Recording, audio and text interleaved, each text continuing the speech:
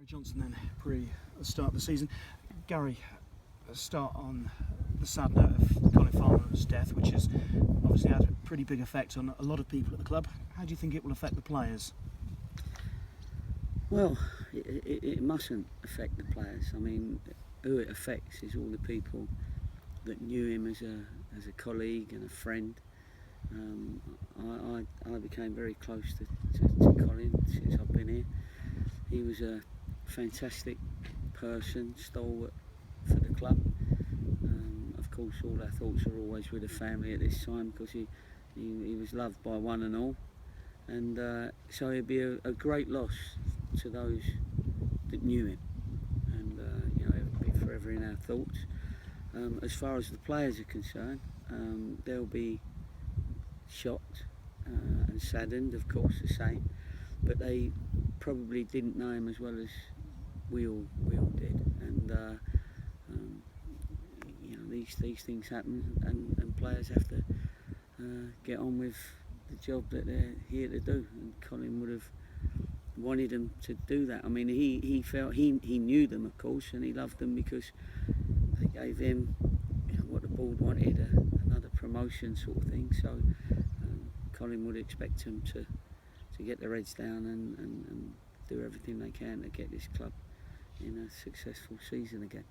And can you use that as a little bit of motivation, maybe? I hope so. You use all that you can as far as motivation is concerned. And I'm sure Saturday there'll be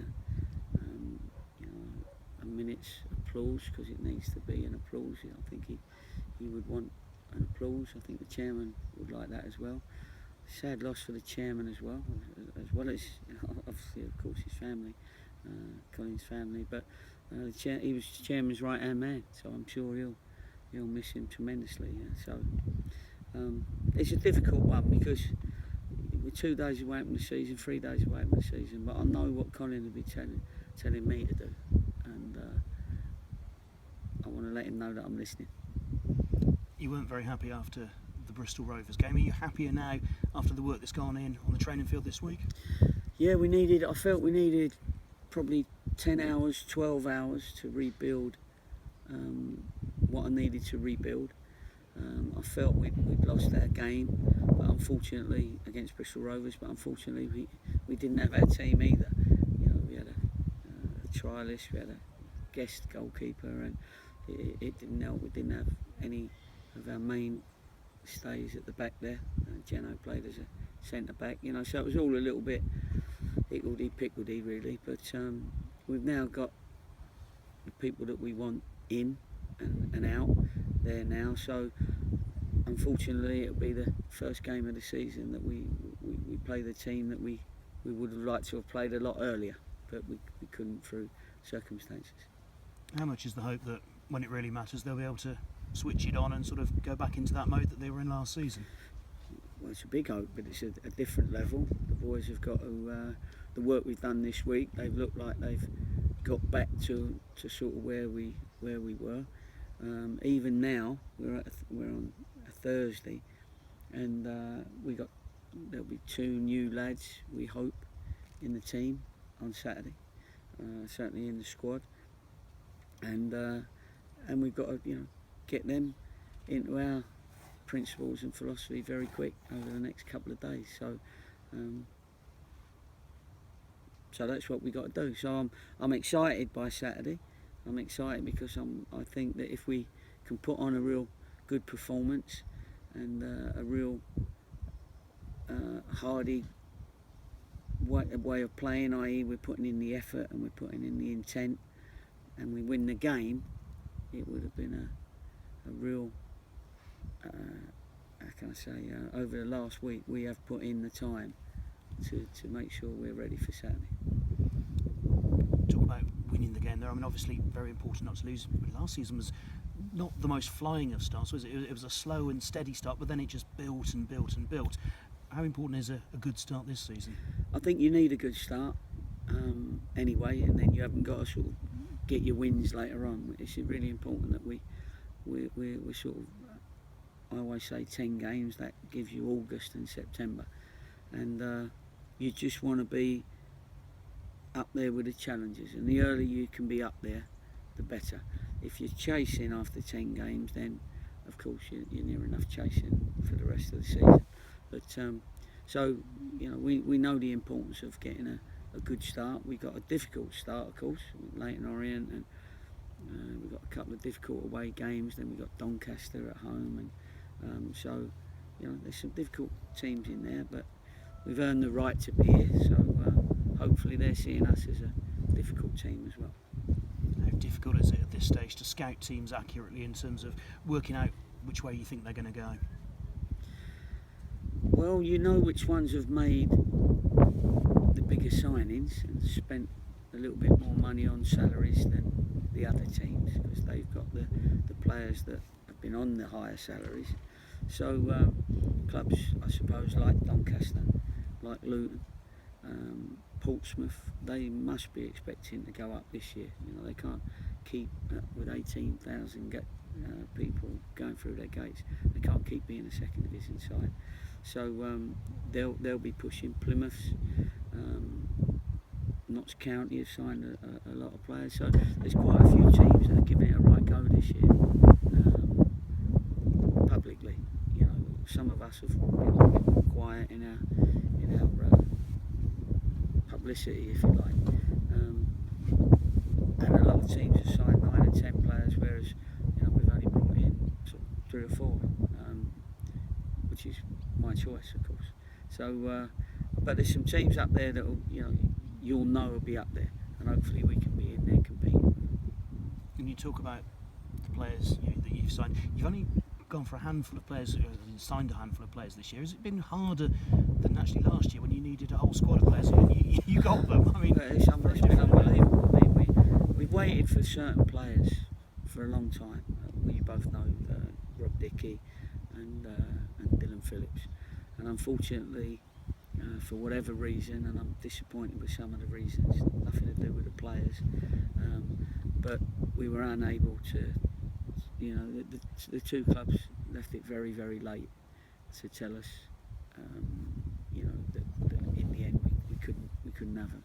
So we've had to quickly adjust, which I have done, and there is a couple of lads in today which you'll get to know their names, of course, when they're actually physically signed.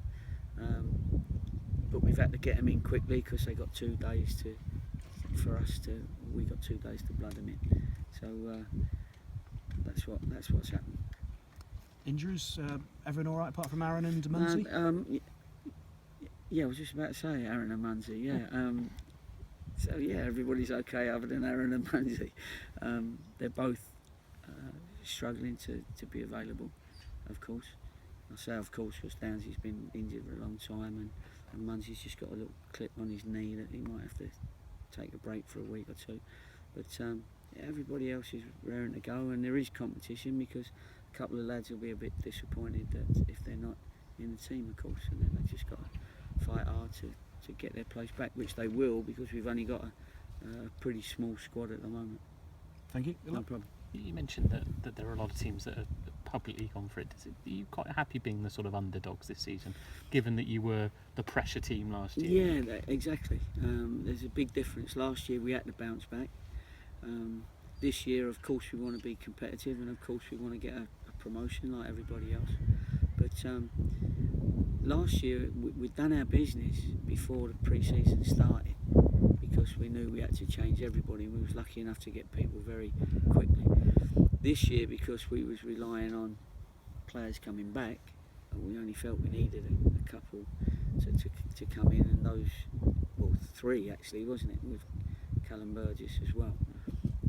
And unfortunately it didn't happen, even though with a couple of them they said it would. But of course, when it gets from 2 days before the season, you can't afford to wait, and we had to make other decisions. But found out anyway that Callum went to Oldham, and the other 2 want to be kept back by their clubs at the moment. If I know hindsight's a wonderful thing, but are you happy with the way that you waited for so long? Because it would have been sort of oven ready solutions, as it were. Well, I am, because especially Dylan, they were desperate for me to wait, and all the time, certainly Dylan was being told that he could come out. I was told he could come out, and immediately they signed somebody, but that didn't happen in the end. So I did it for that reason and for the continuity really of our team. But I also knew as the time went on that I had to have a contingency plan, which I had, and I've implemented today. Yeah, how important has it been to have that then? And has this been a very busy week, not only training and classroom, but on the phone and doing everything? Do I look like I've been busy? I think I have, and my missus will tell you she'll write a book on this week. But because you can't go into a season still trying to get players in, so even though I've got a couple watching videos already of our team and last year, so that they know it's as if they've been here a week. The two lads that we've brought in that we hope to sign they're young players, but they're very intelligent players.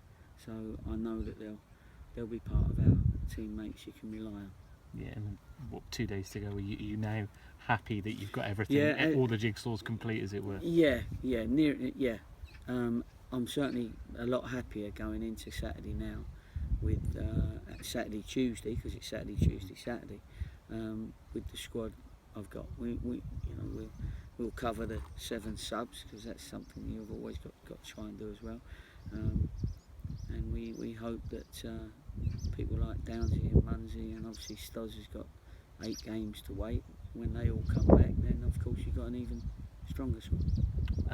Target for Saturday, is it a case of flying to them as the champions and try and make an early mark? Well, I know Leighton Orient and Andy Essentire always listens to your videos, so I'm not going to tell you how we're going to start.